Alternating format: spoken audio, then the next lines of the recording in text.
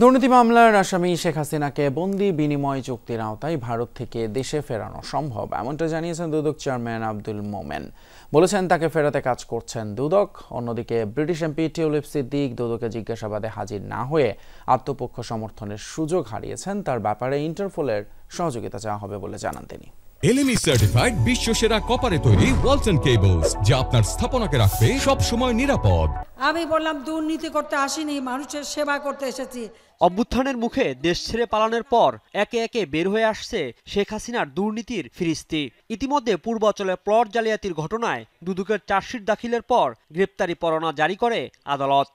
ভারতে পালিয়ে থাকা দুর্নীতির মামলার আসামি শেখ হাসিনাকে ফেরাতে দুদকের কি পদক্ষেপ নেবে, এমন প্রশ্নে চেয়ারম্যান জানান ভারতের সাথে বন্দি বিনিময় চুক্তির আওতায় ফেরত আনা সম্ভব, যা নিয়ে কাজ করছে দুদক।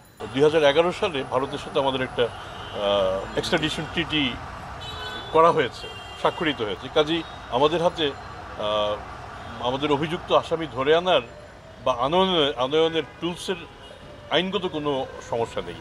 তো আমরা এটা অপেক্ষা করি, অনেকগুলি বিষয়ের সাথে জড়িত। আমরা শেষ পর্যন্ত আদালতের কি আদেশে আমরা দেখি, সেই আদেশে আমরা অনুসরণ করব। দুর্নীতির দায়ে অভিযুক্ত শেখ হাসিনার বোনের মেয়ে ব্রিটিশ এমপি টিউলিপ সিদ্দিকীও একদিকে দুদকের তলব, অন্যদিকে আদালতের গ্রেপ্তারি পরোয়ানা।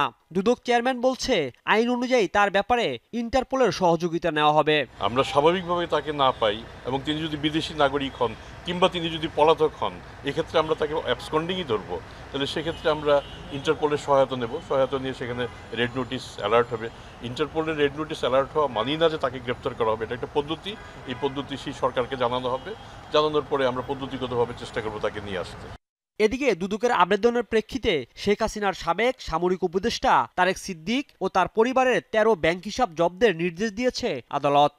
আর সাবেক গণপূর্ত প্রতিমন্ত্রী শরীফ আহমেদের সাথে সংশ্লিষ্টতার অভিযোগে গণপূর্তের নির্বাহী প্রকৌশলী শাহ আলম ফারুক চৌধুরী সহ 4 জনকে আগামী 15 মে তলব করেছে সংস্থাটি। রাজীব আহমেদ, যমুনা নিউজ, ঢাকা।